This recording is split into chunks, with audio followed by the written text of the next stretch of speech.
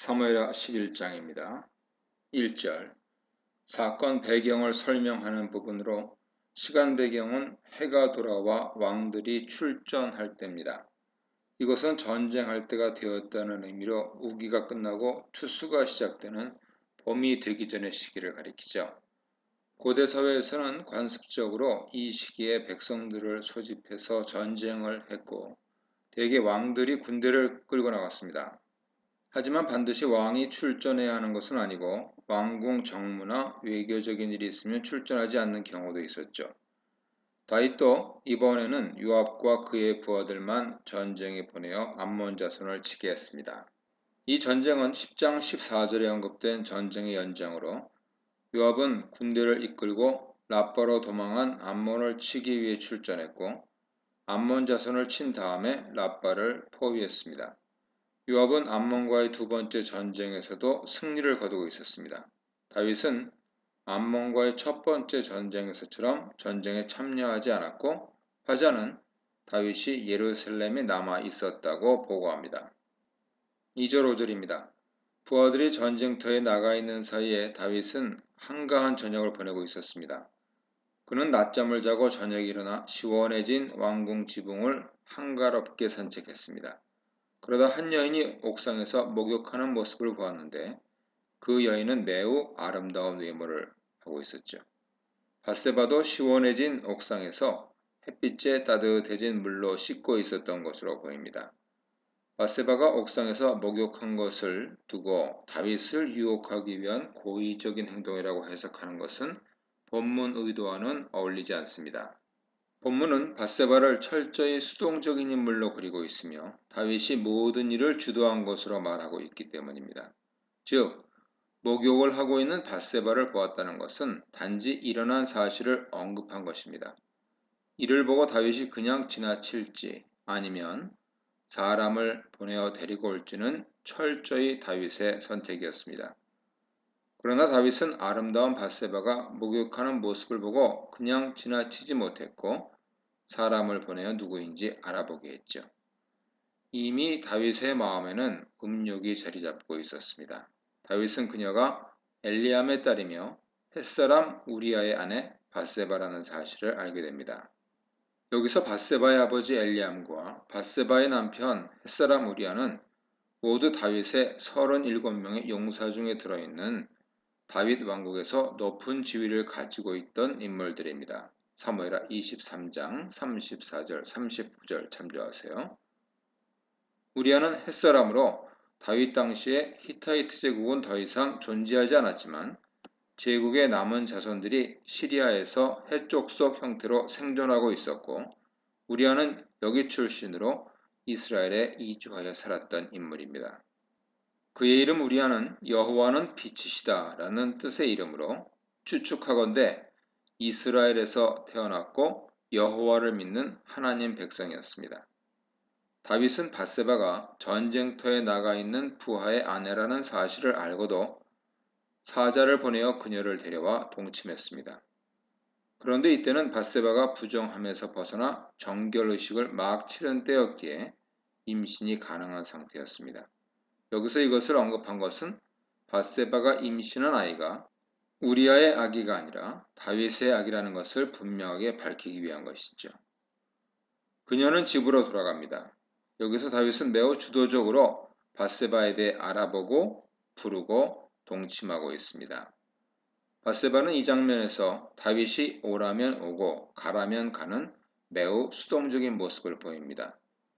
본문이 다윗의 적극적인 모습을 강조한 것은 다윗의 간음 사건이 어쩌다 여자 꼬임에 넘어가 실수로 벌어진 일이 아니라 다윗이 적극적이고 고의적으로 행한 범죄라는 사실을 말하기 위한 것이죠.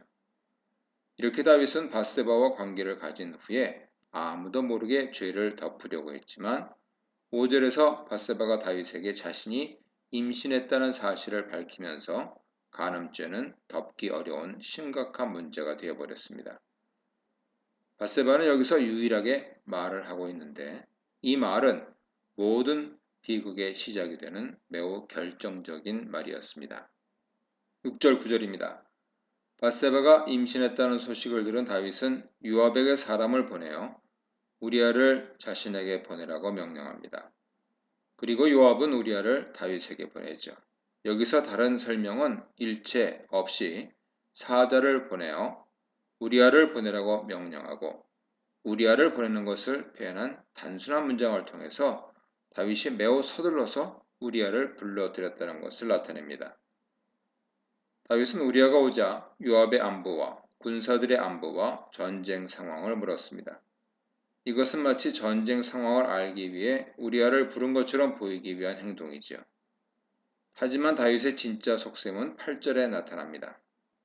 그는 우리아에게 집으로 가서 발을 씻으라고 말합니다.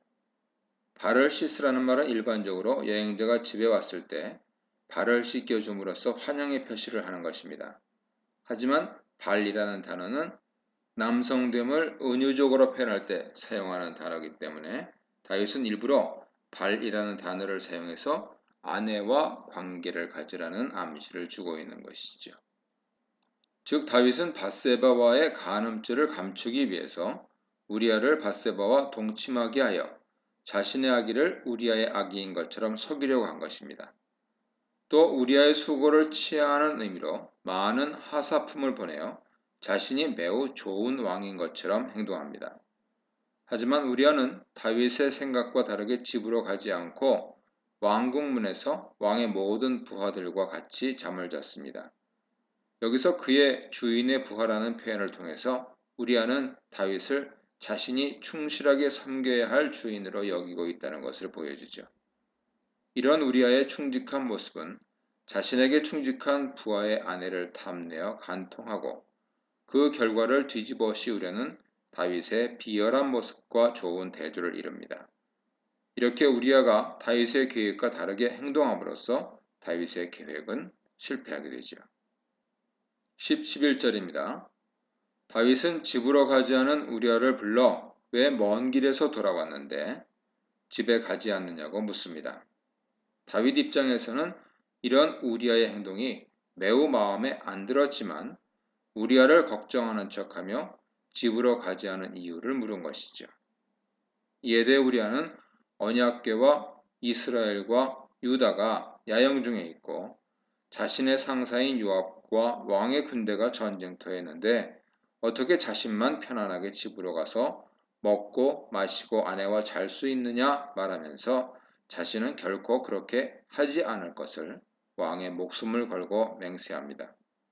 왕에게 보일 수 있는 최대 충성 맹세를 한 것이죠. 우리아가 궤와 전쟁터와 아내와의 잠자리를 언급한 것은 전쟁을 수행할 때 진영에서 정결해야 하는 규범과 연결됩니다. 언약궤와 함께하는 진영은 여호와께서 함께하시는 거룩한 곳이기에 여자와 자는 것이 금지됩니다.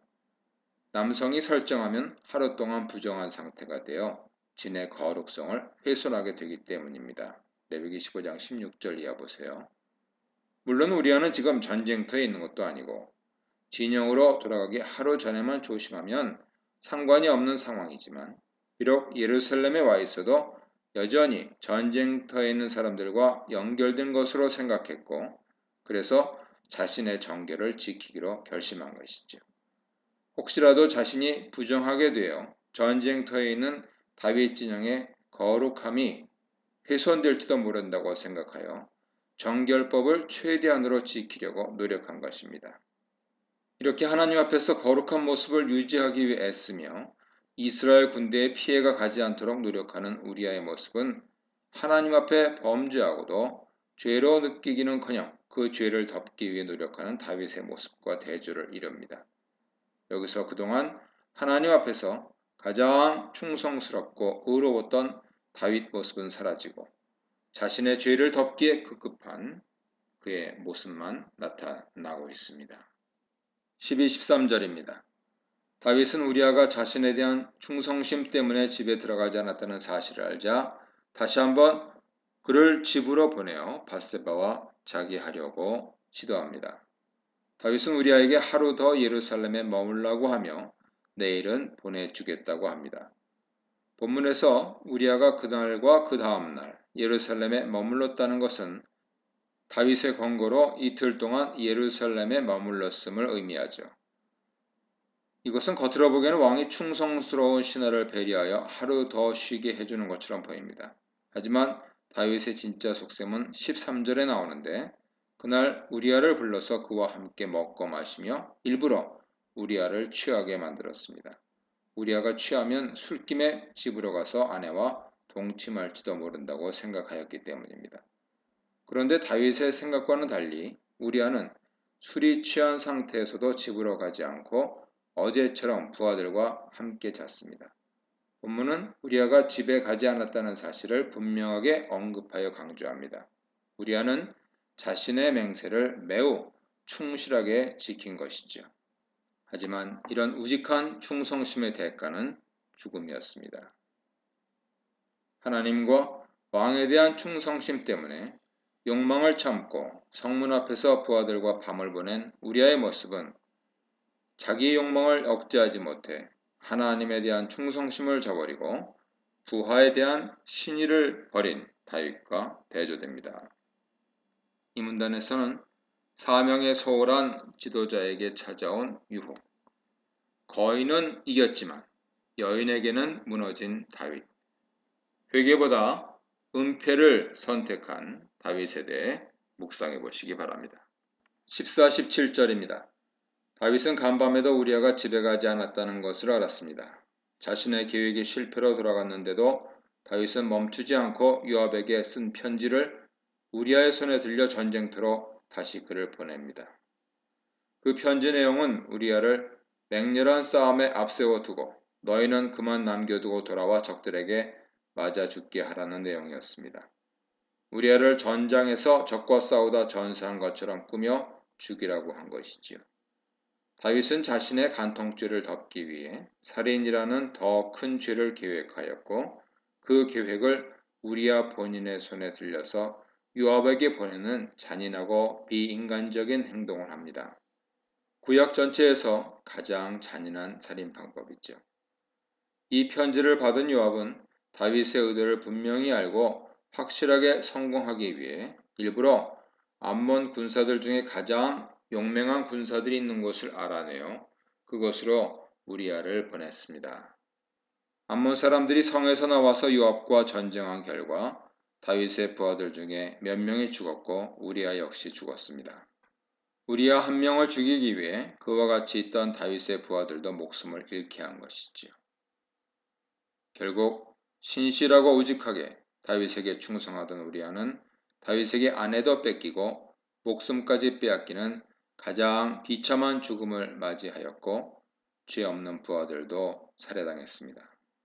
다윗은 자신의 죄를 덮기 위해 너무 많은 무죄한 피를 흘리게 했습니다. 전에 다윗이 자신을 조롱한 나발을 죽이려고 할 때는 지혜로운 아비가일이 다윗을 막아 무죄한 피 흘리는 것을 막을 수 있었습니다. 하지만 이번에는 다윗을 막는 사람이 없었을 뿐만 아니라 요압은 오히려 다윗의 계획을 실행해 주면서 우리아뿐만 아니라 아무런 관계도 없는 다윗의 부하들까지 죽인 것이죠. 다윗이 하나님과 동행하며 하나님을 바라볼 때는 하나님께서 개입하셔서 그가 죄 짓는 것을 막아주셨지만 그가 더 이상 하나님과 동행하지 않고 하나님 말씀에 순종하지 않은 채 자신의 욕망대로 행할 때 하나님께서는 더 이상 개입하지 않고 내버려 두십니다. 그동안 다윗은 하나님께 은혜를 많이 받았고 인격적이고 모범적인 모습을 많이 보여주었습니다. 하지만 하나님 은혜에서 멀어진 지금의 다윗은 자신의 욕망에 충실하여 자신의 목적을 위해 살인도 서슴지 않는 잔인무도한 사람입니다. 이런 다윗의 모습을 보면서 인간이란 존재가 기본적으로 얼마나 악한 본성을 지니고 있는지 알 수 있습니다. 18, 21절입니다. 우리아를 죽인 요압은 이 소식을 다윗에게 알립니다. 그는 전령에게 전쟁의 모든 상황을 왕에게 보고한 후에 혹시 왕이 요압의 군대가 성에 너무 가까이 가서 전쟁에서 부하들이 죽은 일에 대해 화를 낼 경우 햇사람 우리아도 죽었다는 말을 하라고 일러줍니다. 이것은 다윗의 목적이 달성되었다는 것을 알려주면 모든 잘못을 덮어줄 것이라는 의미죠. 요압의 말을 종합해보면 요압은 성문을 열고 나온 암몬과 전투를 하다가 우리아 부대에게 가장 위험한 곳인 성 바로 앞까지 쫓아가게 만들어 놓고 자신의 부대는 회군해버리고 결국 우리아와 우리아의 부대는 성에서 날아오는 화살과 창, 돌 등에 맞아 죽게 내버려 두었습니다. 요압은 일부러 우리아가 암몬 사람 화살에 맞아 죽도록 성 바로 앞까지 보낸 것이죠. 21절에서 요압은 성 위에서 여자가 던진 맷돌에 맞아 죽은 여룻바알의 아들 아비멜렉이 예를 들면서 다윗이 화를 낼 것을 예상합니다. 그런데 본문에서는 여룻바알 대신 여룻베셋이라고 하였는데 이 단어는 여기에 단 한 번 나오는 것으로 여룻바알에 대한 잘못된 표기인 것 같습니다. 여기서 아비멜렉은 성 가까이 다가갔다가 맷돌에 맞아 죽은 어리석은 인물 예로 나타나죠. 22, 25절입니다. 전령이 다윗에게 와서 요압이 일러준 대로 보고하는데 전쟁의 상황이 3번 반복되는 이야기 중에서 가장 자세하게 다루어지고 있으며 우리아가 어떻게 죽었는지 자세하게 알 수 있습니다. 전령은 보고 맨 마지막에 왕의 부하들의 죽음과 함께 우리아의 죽음을 알립니다. 우리아의 죽음을 들은 다윗은 전쟁에서 피해를 본 것에 대해 화를 내기는커녕 오히려 걱정하지 말라고 요압을 위로합니다. 그러면서 칼이 이 사람이나 저 사람이나 삼킨다고 말하는데 이것은 다윗의 부하들의 죽음은 전쟁터에서 항상 일어날 수 있는 병가지 상산이 크게 신경 쓸 필요가 없다는 의미입니다. 이는 요압이 우리아를 죽이기 위해 다윗의 부하들까지 같이 죽인 것에 대해 염려하지 말라는 위로의 말이며 우리아를 죽여준 것에 대해 간접적으로 감사를 표현한 것이죠. 다윗은 전령에게 이제 힘을 다해 성을 함락시키라는 명령을 전달하라고 합니다.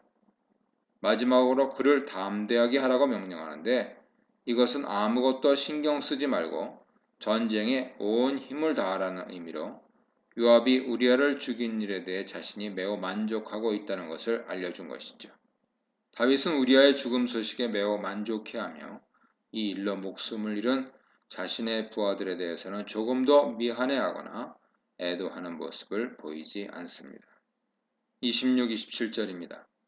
우리아가 죽었다는 사실이 우리아의 아내 바세바에게 알려졌고 그녀는 남편을 위해 애곡하며 우리아를 위해 장례를 치러줍니다. 보통 이스라엘에서 애곡 기간은 7일이며 다윗은 이 기간이 끝나자마자 바로 바세바를 왕궁으로 데리고 와서 아내로 삼습니다. 자신의 죄를 덮기 위해서는 시간이 지체하면 안 되기 때문에 여기서도 다윗은 매우 발빠르게 움직이고 있습니다. 이런 다윗의 행동을 내막을 모르는 사람들이 보면 죽은 부하의 아내를 자신의 부인으로 삼아서 돌보아 주는 것이라고 생각하여 다윗에 대해 좋게 생각했을 것입니다. 마침내 다윗은 간통함으로 명예를 실추당하지 않고 자신의 계획대로 바세바를 아내로 맞이하고 그녀를 통해 아들도 얻게 되었습니다. 다윗은 아마도 자신의 죄를 잘 숨겨 명예를 지켜냈고 예쁜 아내와 아들까지 얻었다고 만족했을지 모릅니다. 그런데 27절 마지막에 화자는 다윗의 모든 행동을 지켜보고 계셨던 여호와의 평가를 우리에게 알려줍니다. 다윗이 행한 일이 여호와 보시기에 악하였다는 것이죠. 다윗은 아무도 모르게 성공적으로 고비를 넘겼다고 생각했지만 여호와께서는 이런 다윗을 악하게 보시며 다윗이 저지른 죄에 대한 대가를 치르게 하실 준비를 하고 계셨습니다. 이 문단에서는 충신을 죽이고 죄를 감추는 음모, 악한 음모에 동참하는 그릇된 충성, 결코 감출 수 없고 눈 감을 수 없는 악행에 대해 묵상해 보시기 바랍니다.